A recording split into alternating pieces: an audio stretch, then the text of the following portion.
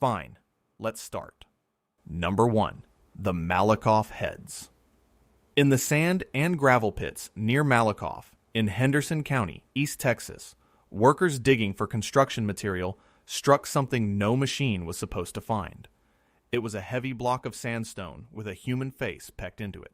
The first head came out of the ground in 1929. A second appeared in 1935, and a third in 1939. Each one weighed between 60 and 135 pounds and measured roughly 16 inches across. The features were crude but unmistakable. Someone had ground out eye sockets, carved a ridge for a nose, and cut grooves to mark a mouth. The problem was where they came from. These gravels sat in the Trinity River Basin, and they held the bones of extinct Ice Age animals, including mammoth, mastodon, and giant ground sloth. If the carved heads truly belonged to those same deposits, they would be among the oldest deliberate human artworks ever found anywhere in the Americas. That single possibility is what made them dangerous to display. Elias Sellards, the director of the Texas Memorial Museum in Austin, took the heads into the collection and defended their antiquity. He believed the gravels were extremely old, and that people had been present in Texas far earlier than the science of his day allowed. But the gravel pit mining that exposed the heads also destroyed the very thing that could prove him right. Their original position in the ground, the layer they belonged to, the exact depth, all of it was gone the moment the machines lifted them out. This is where the science hits a wall. Sandstone cannot be radiocarbon dated. No plant matter, charcoal, or bone was preserved alongside the heads to date instead. And the discoveries happened before Willard Libby even invented radiocarbon dating around 1949. So there was never any way to pin an age on them at all. Critics argued the carvings might be natural erosion later touched up by human hands, or genuine carvings that were simply much younger, ordinary stones that had tumbled into ancient gravel. Working against them, too, was the long shadow of Alois Hrdlicka, the Smithsonian anthropologist who spent decades attacking almost every claim of an ancient American. His skepticism set the tone across the field, and museums learned to keep ambiguous objects out of sight. Today, most archaeologists treat the Malakoff heads as real artifacts of uncertain, probably far younger age. Too strange to explain, too poorly documented to celebrate, they sit in storage. And the next object was not an ambiguous rock. It was a clear picture of an extinct animal. Number 2. The Holly Oak Pendant. Imagine finding a shell necklace with a woolly mammoth engraved onto it. That is exactly what a man named Hilborn Cresson presented to the scientific world in 1889. It was a whelk shell pendant, and scratched into its pale surface was the image of a shaggy, tusked proboscidean. Cresson said he had recovered it around 1864 from a shell midden near Holly Oak, Delaware, which implied it was enormously old. The meaning was staggering. If real, it showed a human artist in eastern North America drawing a mammoth from life thousands of years ago. The pendant entered the collections of the Smithsonian Institution, where it sat as a quiet marvel for nearly a century. Then modern science took it apart. In 1988, researchers including the archaeologist Kenneth Feeder revisited the object, and accelerator mass spectrometry radiocarbon dating was applied to the shell itself. The result was devastating. The shell was only about 1,530 years old. No living mammoth could possibly have been drawn by anyone holding that shell, because mammoths in the region had been gone for thousands of years before the shell even existed. Worse, the engraved mammoth closely matched a mammoth illustration that had already been published in Europe. In other words, the picture appeared to be copied from a book rather than sketched from a living animal. Cresson himself had a troubled reputation, and he died by suicide in 1894, which did nothing to strengthen confidence in his story. Today, the Holly Oak Pendant is regarded as a 19th century forgery, or at the very least a genuine old shell with a faked engraving. To some, the Smithsonian's quiet reclassification and shelving of the object looks like suppression, proof that the establishment hides inconvenient discoveries. The mainstream view is very different. It is not suppressed science. It is a debunked artifact kept as a specimen in the history of archaeological fraud. Kenneth Feeder features it in his well-known book on frauds, myths, and mysteries, precisely as a lesson in how to think critically. The reason the case still matters is the size of the stakes. A genuine ancient engraving of a mammoth in the eastern United States would rewrite the story of art and human presence on the continent. But the pendant never had a secure archaeological context, and it rarely appears on public display, which only deepens the suspicion of a cover-up. Sometimes, though, the fakes did not arrive as single pictures. Sometimes they arrived as whole written libraries, pulled out of an Iowa burial mound. Number 3. The Davenport Elephant Pipes and Tablets. In the early 1870s, near Davenport, Iowa, a series of astonishing objects came out of the local burial mounds. There were inscribed slate tablets covered in mysterious writing and stone smoking pipes carved into the shape of elephants. The finds were tied to the Davenport Academy of Natural Sciences and to a Lutheran minister named Jacob Gass, who excavated the mounds in 1877. The elephant pipes seemed to prove that the ancient mound builders had known living proboscideans. The tablets were even stranger. They carried a jumble of characters that looked like Egyptian, Phoenician, and other Old World scripts, mixed with pictographs. One famous piece, the so-called cremation scene tablet, showed human figures surrounded by symbols that resembled a calendar. The attack came from the Smithsonian. Cyrus Thomas of the Bureau of Ethnology argued through the 1880s and 1890s that the tablets were fakes. Charles Putnam of the Davenport Academy fought back in print, defending the honor of the institution and of Reverend Gass. But the evidence turned brutal. The strange characters were traced directly to an illustration of world alphabets printed in a Webster's dictionary.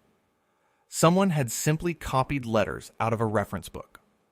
Decades later, in the 1970s, the archaeologist Marshall McCusick re-examined the entire affair and largely confirmed the hoax. He suggested that disgruntled members of the Academy itself may have salted the mounds, planting the objects to trap the trusting Gass and expose him as gullible. McCusick even titled his book on the episode, The Davenport Conspiracy.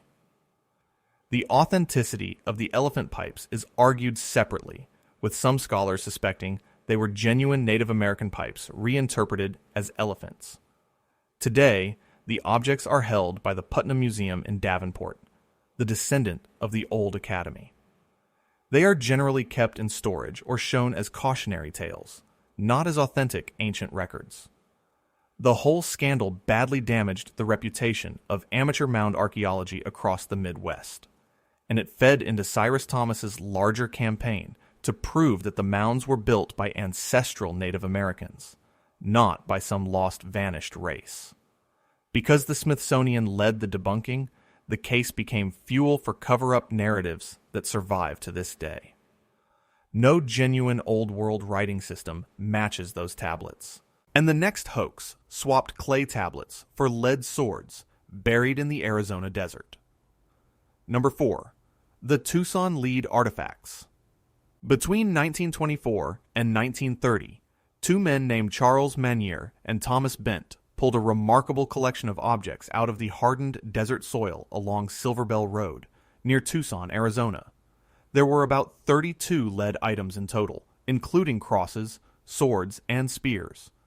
Many of them were covered in Latin inscriptions, and the inscriptions told an impossible story.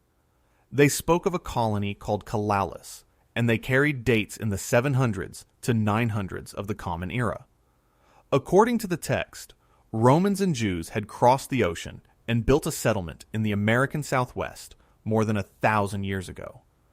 The objects were embedded in caliche, a naturally cemented layer of calcium carbonate soil, and because caliche forms slowly, The incrustation made the objects look genuinely ancient. At first, serious people took them seriously. Byron Cummings, a respected figure at the University of Arizona, studied the artifacts. A Latin scholar named Frank Fowler translated the inscriptions. But the closer scholars looked, the worse it got. The Latin contained anachronisms and phrases that appeared lifted straight from known classical texts and dictionaries, exactly as if someone had assembled them from reference books.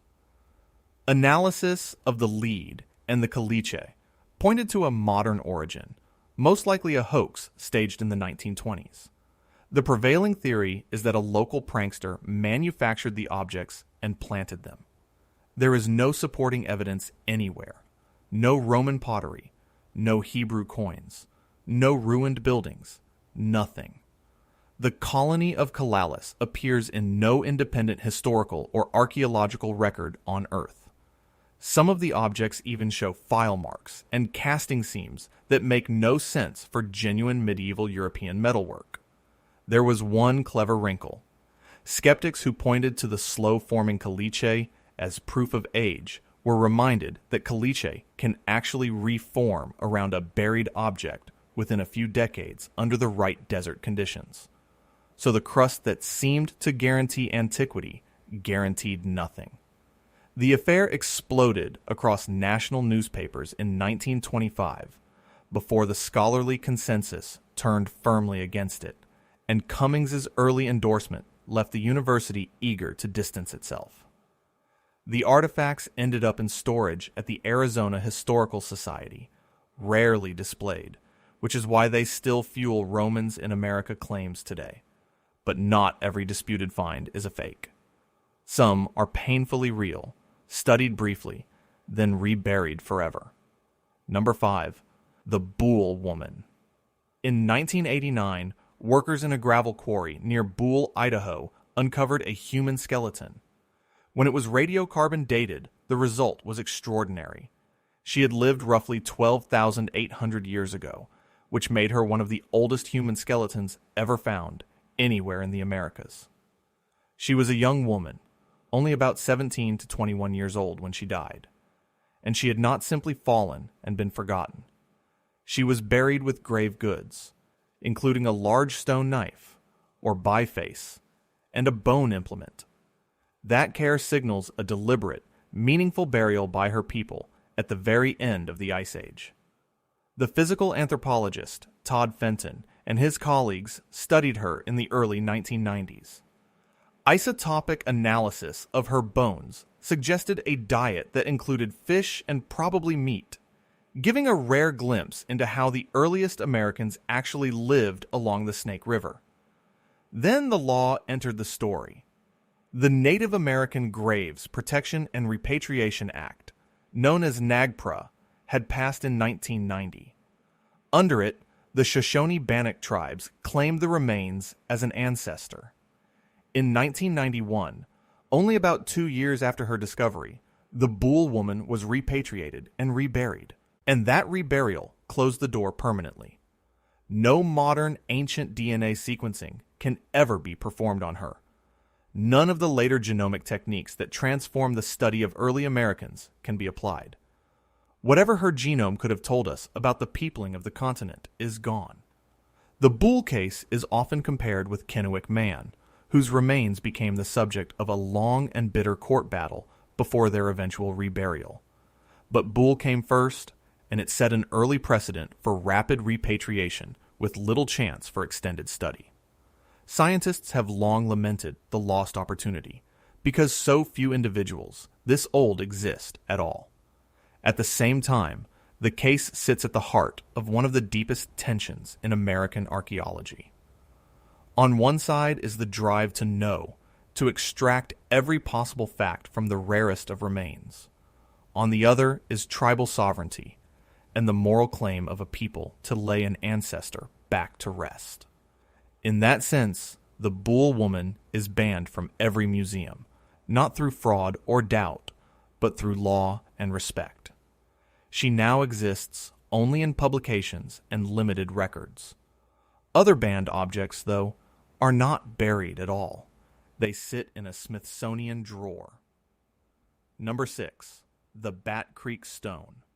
In 1889, a small inscribed tablet was pulled from a burial mound in Loudoun County, Tennessee. What makes this one different from the hoaxes is who dug it up.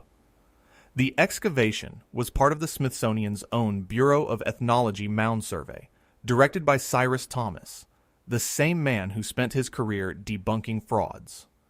The digging was carried out by a field assistant named John Emmert at Mound 3 of the Tipton site near Bat Creek.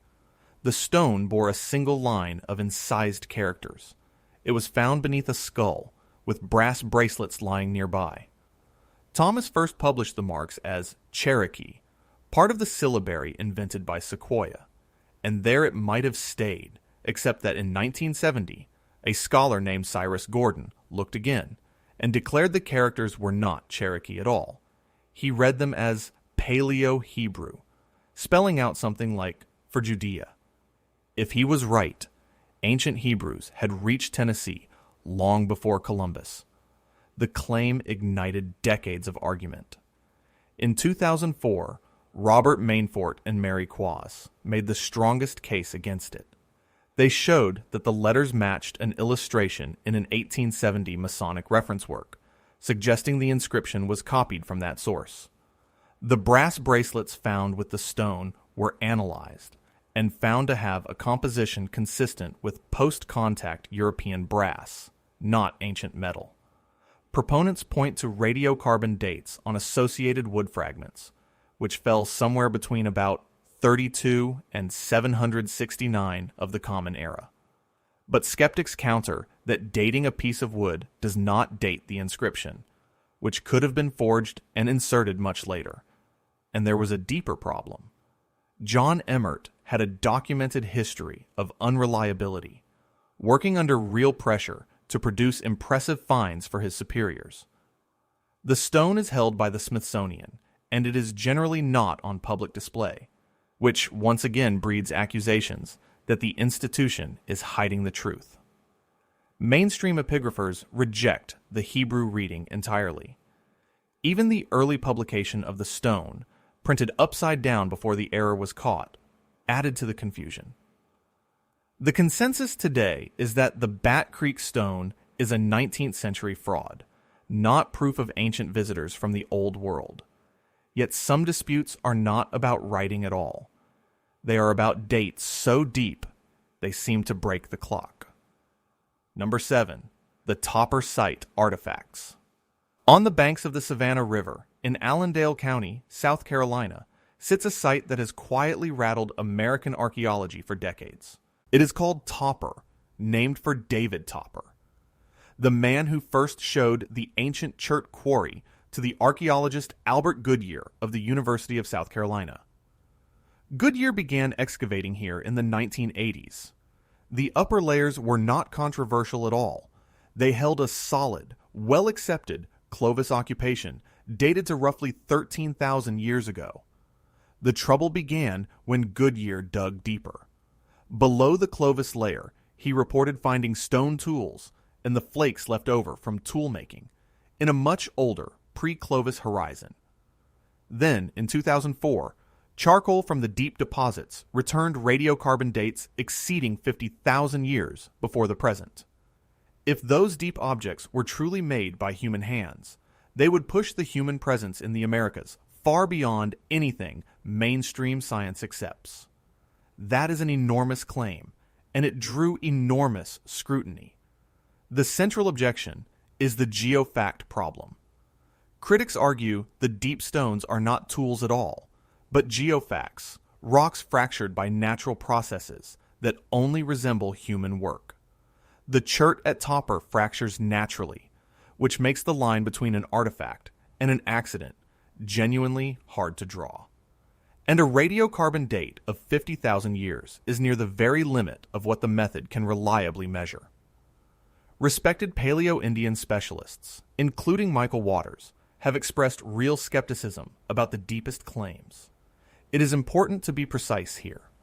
The Clovis layer and the shallower pre-Clovis material at Topper are taken far more seriously than the 50,000-year date at the bottom.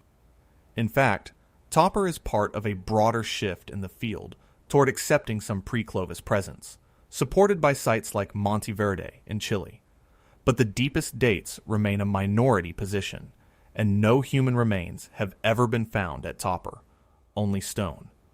The site sits on land owned by a chemical company, which limits public access and display. And no mainstream museum is going to hang a sign declaring that people lived here 50,000 years ago, while the geofact question is unresolved. This is caution, not conspiracy.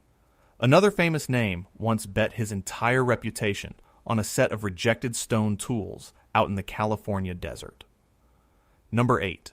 The Calico Early Man Site.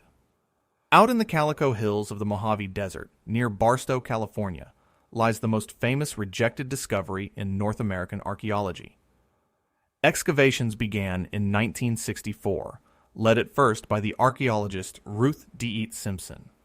What made the site world famous was its champion.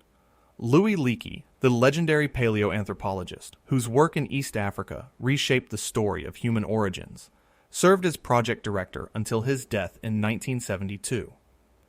The site produced thousands of stone objects that Leakey and Simpson believed were tools, resting in ancient alluvial fan deposits.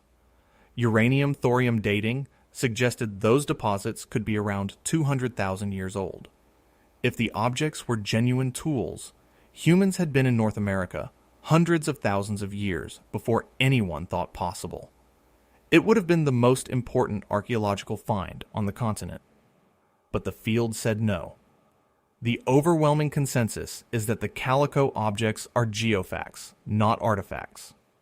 The geologist Vance Haynes argued that the powerful natural forces inside an alluvial fan had simply fractured the stones into shapes that looked deceptively like human work. There were no hearths, no bones, no ash, no unambiguous cultural features to back up the claim. The entire debate came down to statistics about the angles of the flakes and the patterns of breakage. Leakey's involvement gave Calico enormous fame, but it also strained his scientific credibility in the final years of his life. His wife, Mary Leakey, a formidable scientist in her own right, distanced herself from the Calico interpretation, and the disagreement reportedly put a strain on their partnership. Today, the site is managed by the Bureau of Land Management. There is a small interpretive presence, and the original master pit is still visible to visitors, but there is no major museum exhibit presenting the objects as tools. The reason is simple. The uranium series dates measure the age of the sediment, not any human activity, and the geofact explanation has never been overturned. Calico is now taught in universities as the classic example of how to tell a real artifact from a natural rock. Not even the most celebrated name in the study of human origins could force the evidence to say more than it did. Meanwhile, in Florida, the bones and the beasts were found together in the same ancient mud. Number 9. Old Vero Man and the Vero Beach Engraving. When canal drainage work cut through the ground near Vero Beach, Florida, in 1915 and 1916, it exposed human bones. And those bones were lying in the same layers as the fossils of Ice Age giants, including mammoth, mastodon, ground sloth, and horse. The geologist Elias Sellards led the early investigation and argued the obvious, that these humans had lived at the same time as the extinct animals. That claim ran straight into Alish Hrdlicka of the Smithsonian. Hrdlicka insisted the human bones were intrusive and recent, that they had somehow worked their way down into older layers, and that they proved nothing about ancient Americans. His authority was so great that his verdict effectively buried the Vero claim for decades. Renewed excavations at what is now called the Old Vero site only began again around 2014. There is a second object at the center of this story. It is a fossilized bone found near Vero Beach with the image of a walking proboscidean engraved onto its surface. The scientist Barbara Purdy and her colleagues published a detailed analysis in 2011. Using forensic and microscopic methods, they argued the engraving was ancient and authentic, likely more than 13,000 years old. If they are right, it is one of the oldest and rarest pieces of Ice Age art in the Americas, a genuine human depiction of an extinct animal drawn from life. Skeptics asked whether the engraving might be modern or a natural mark on the bone, but the microscopic analysis largely answered those concerns, and the engraving connects directly to the nearby old Vero human remains, strengthening the case that people were present in Florida at the end of the Ice Age. Modern dating and careful stratigraphic work increasingly support that early human presence at Vero, which makes Hrdlička's original dismissal look like a textbook case of institutional authority, crushing a valid line of evidence. The original Vero human bones remain understudied compared to their scientific importance, and the engraved bone, while examined through Florida institutions, is not a headline museum exhibit. The find ties into the nearby Melbourne Man discovery, part of the same fierce debate about the first Floridians, but the single deepest challenge to the old timeline sat quietly beneath a sand dune in Virginia. Number 10. Cactus Hill.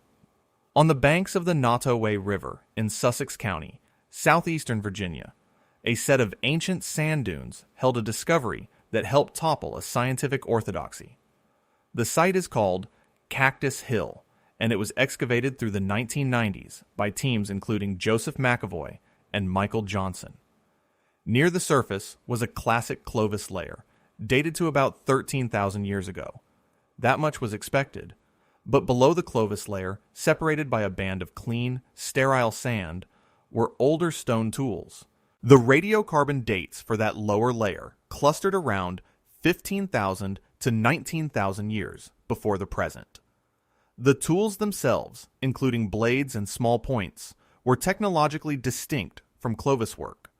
What makes Cactus Hill so powerful is that clean separation. A Clovis layer on top, sterile sand in the middle, and older tools below. That neat stratigraphy is much harder to dismiss than a jumbled deposit, and it made Cactus Hill one of the most cited pre-Clovis sites in North America. Skeptics did raise a fair concern that in sand dune settings, artifacts can sometimes shift downward over time, contaminating the picture. But the site fits a growing body of evidence, alongside Monte Verde in Chile and Meadowcroft Rock Shelter in Pennsylvania, for people in the Americas before Clovis. Some researchers went further and linked the lower assemblage to the Solutrean hypothesis, the highly controversial idea that Ice Age people crossed the Atlantic from Europe. That interpretation took a heavy blow when ancient DNA from the Anzac I Clovis child showed deep connections to Asia, not Europe. What the Cactus Hill dates strongly imply is that people arrived before the inland ice-free corridor was open, which points toward a migration route along the coast. There are no human remains at Cactus Hill. The entire interpretation rests on stone tools and dating. Mainstream acceptance of a pre-Clovis America has grown steadily, though the deepest and Solutrean-linked claims remain contested. The site sits on private and quarry-affected land, which limits access and formal display. Its greatest legacy is that it helped shatter the rigid Clovis first paradigm that dominated textbooks until the 1990s, a shift later reinforced by the White Sands footprints, dated to roughly 21,000 to 23,000 years ago. So what do all 10 of these banned finds actually share? Look across all 10 of these finds, and a pattern emerges, and it is not a single grand conspiracy. It is a machinery of rejection with several moving parts. The first and most common is the loss of provenance. Gravel pits, drainage canals, and quarries destroyed the exact context of the Malakoff Heads, Old Vero, Buhl, and Cactus Hill before careful scientists could record it. Without knowing precisely where and how deep an object lay, its age becomes almost impossible to defend. The second part is the limit of the tools themselves. Radiocarbon dating fades toward its edge around 50,000 years, exactly where Topper's deepest claim sits. And the geofact problem, the difficulty of telling a real stone tool from a naturally fractured rock, haunts both Topper and Calico. The third part is the difference between three very different words that the public tends to blur together. Debunked, unprovenanced, and suppressed do not mean the same thing. The Holly Oak Pendant and the Tucson artifacts were debunked.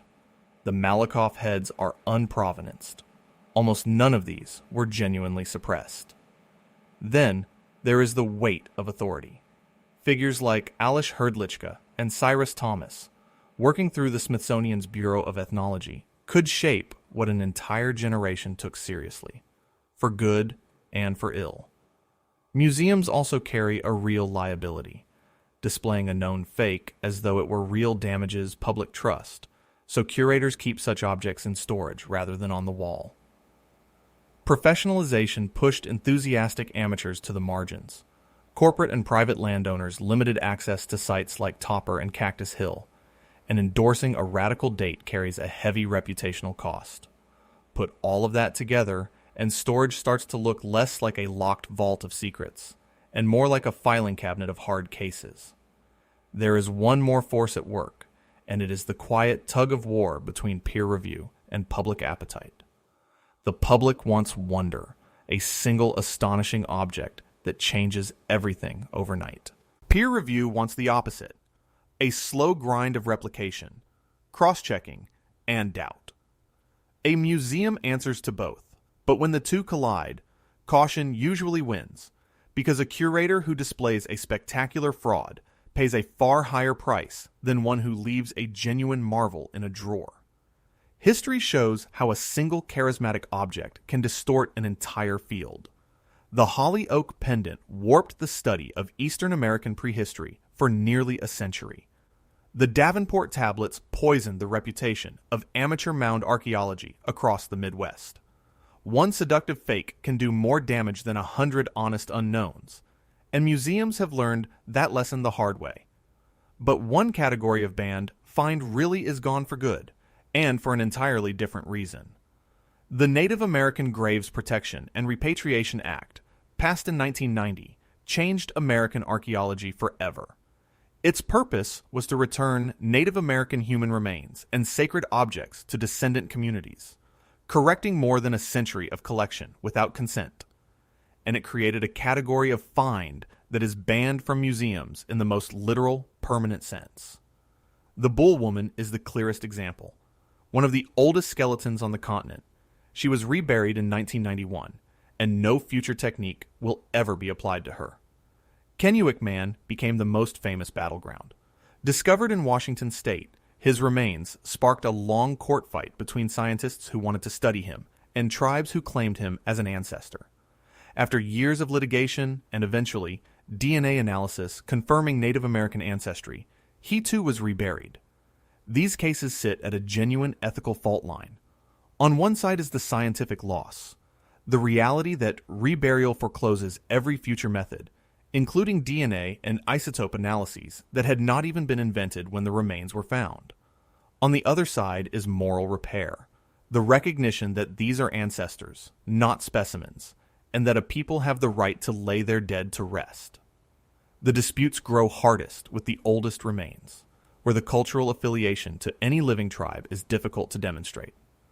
When a skeleton is 12 or 13,000 years old, no clear line of descent can be drawn to a modern community, and yet the moral weight of ancestry does not simply vanish with the passage of time. That gray zone is where the fiercest arguments live. Scientists point out that the Buhl Woman was studied for barely 2 years, that no cast, no full documentation program, and none of the later genomic work was completed before she went back into the ground. Tribes answer that a person is not a data set, and that the long history of remains taken without consent gives them every reason to demand their return without delay. Similar repatriation movements have unfolded around the world, from Australia to Scandinavia, as museums everywhere reckon with how their collections were assembled. This is banned in a completely different sense from fraud or doubt. It is banned by law and by conscience, a deliberate choice about who owns the past. And it stands apart from another whole family of controversy, the endless dream that someone from the old world reached these shores first. 3 of these finds, the Bat Creek Stone, the Davenport Tablets, and the Tucson lead artifacts, belong to a single seductive genre, the claim that ancient travelers from the old world reached America long before Columbus. This idea caught fire in the 19th century, during what is sometimes called the American Paleolithic fever, when the country was hungry for a deep and glamorous past of its own. The tale, in nearly every case, was the same. The mysterious writing turned out to be copied from an alphabet chart in a dictionary or a Masonic reference book. What finally exposed these forgeries was often the hard science of materials. Metallurgical analysis showed the Tucson lead and the Bat Creek brass did not belong to the ancient world at all. There is a reason forgeries cluster so tightly around questions of identity and origin, because those are the stories people most want to be true. In the United States, the mound builder myth, the false belief that a vanished non-native race raised the great earthworks, carried an ugly racial politics, and part of Cyrus Thomas's mission was to prove the mounds were built by ancestral Native Americans. Here is the painful irony. To a believer, careful debunking looks exactly like suppression. When an institution declares an object fake, the very act of rejection feels like a cover-up.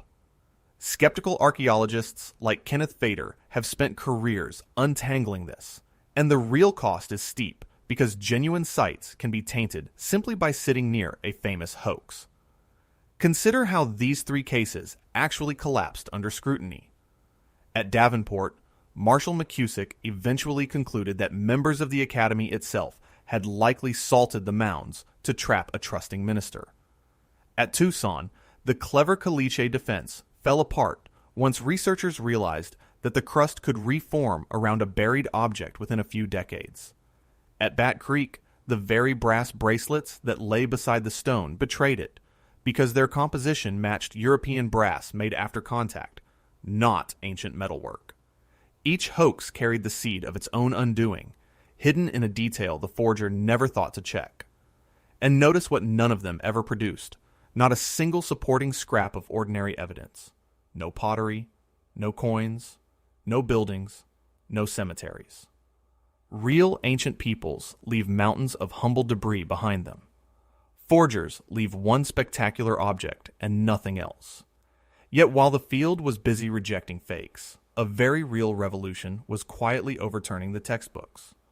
For most of the 20th century, one idea ruled American archaeology, the Clovis First model, which held that the Clovis people, around 13,000 years ago, were the first humans in the Americas. That orthodoxy has fallen. It did not fall to a single dramatic object, but to the slow accumulation of solid evidence. Monte Verde in Chile, Meadowcroft Rock Shelter in Pennsylvania, and the accepted layers at Cactus Hill and Topper each added weight. The decisive blow may have come from the White Sands footprints in New Mexico, human tracks dated to roughly 21,000 to 23,000 years ago, pressed into ground far older than Clovis. Discoveries like these shifted the debate from whether people arrived before Clovis to how they got here, favoring a coastal migration over the old inland ice-free corridor. Ancient DNA, meanwhile, has rewritten the entire story of how the Americas were peopled, and careful modern work has even vindicated the once-dismissed early humans of Vero Beach. This is the crucial point. Consensus did update, but it updated slowly, and only when the evidence became undeniable. That is why Cactus Hill was gradually accepted, while Calico was not. The difference was never politics. It was the quality of the proof. Cactus Hill offered clean stratigraphy, a Clovis layer sealed above older tools by sterile sand, in a form that was genuinely hard to explain away.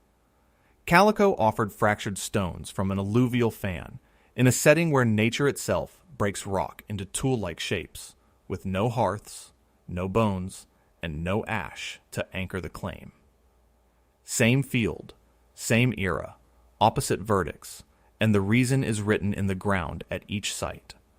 Caution, in other words, is a feature of the system, not a cover-up. A discipline that accepted every exciting claim would be worthless, because it could never tell the true from the false. The very slowness that frustrates seekers of hidden history is exactly what allowed pre-Clovis America to win in the end, one carefully documented site at a time. Which brings us to the real question hiding behind every locked museum drawer. The word banned turns out to mean many different things across these 10 stories. It can mean a proven fraud, kept as a warning. It can mean an object too poorly documented to defend. It can mean human remains returned to the earth out of respect and law. And it can mean a radical date that the evidence cannot yet support. The locked drawer is not one thing.